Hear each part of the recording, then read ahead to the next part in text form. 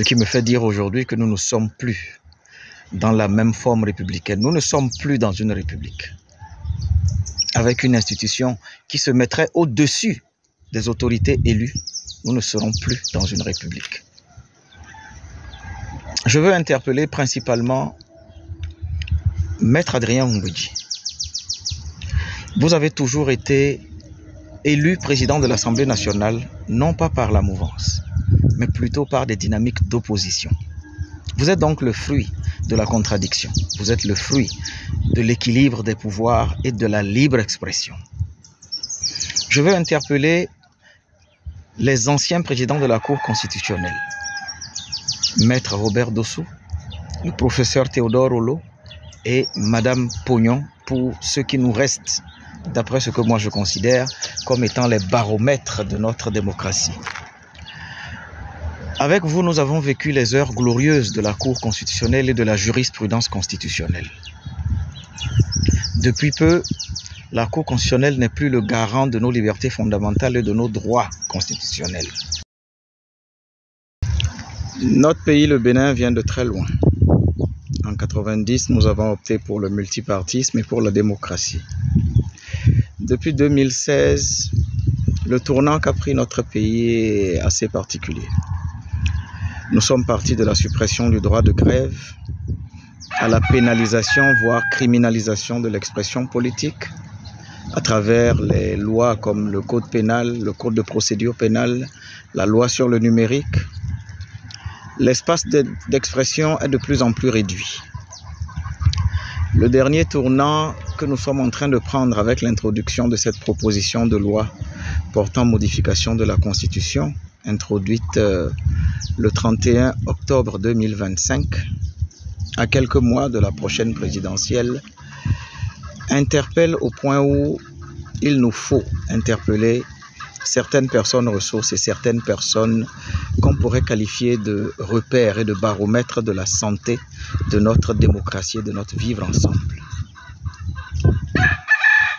Cette loi qui institue un Sénat, en dehors d'autres dispositions dont je vais parler tout à l'heure, change complètement la forme républicaine de notre pays.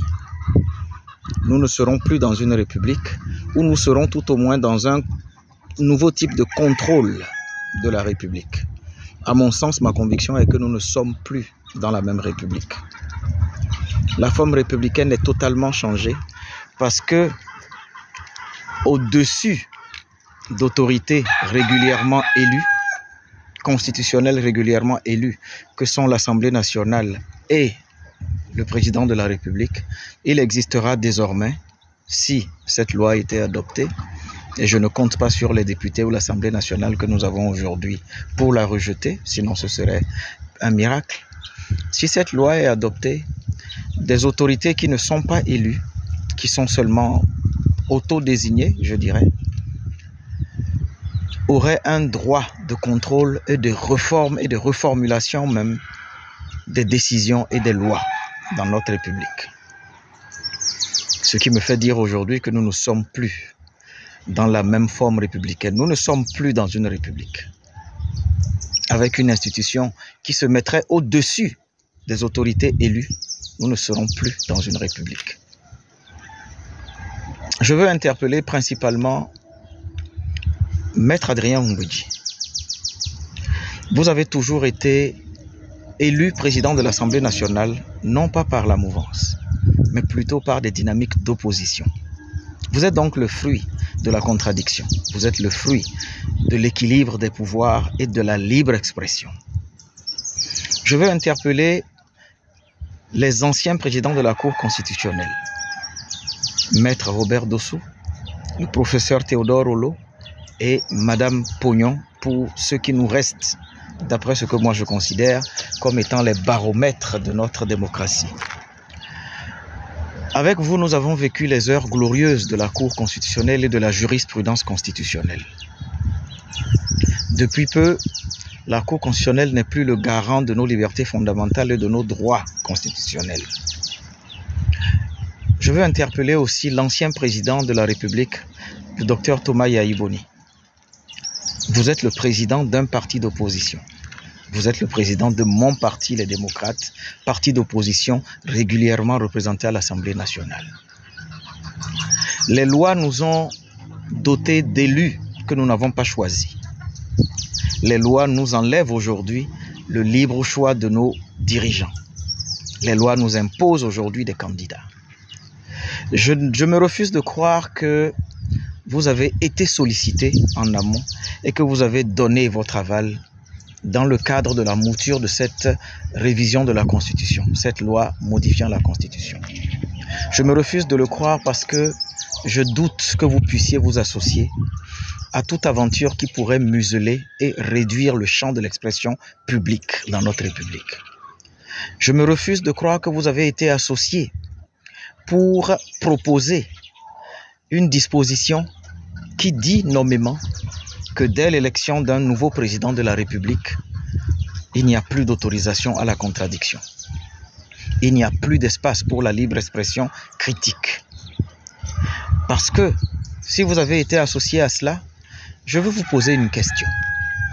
Comment est-ce qu'un parti politique peut battre campagne au nom de l'opposition, en tant que parti d'opposition, et une fois ses députés élus, qu'ils se retrouvent à l'Assemblée nationale à applaudir les décisions de la majorité?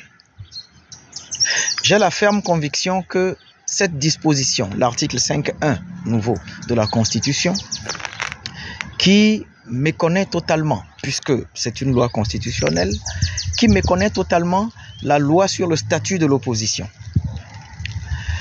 et qui, dans son esprit, essaye d'installer dans notre subconscient que la majorité sera toujours du côté du pouvoir.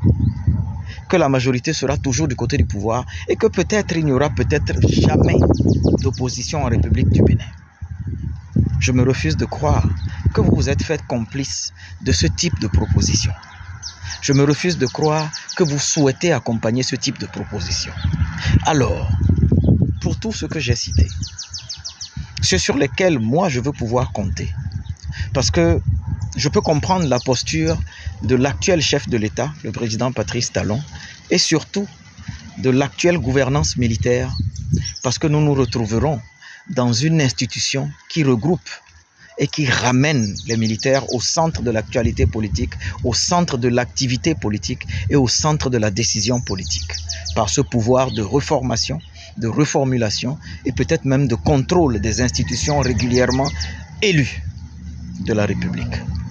Donc je veux pouvoir compter sur les personnes que j'ai citées, dont je veux encore croire en la bonne foi.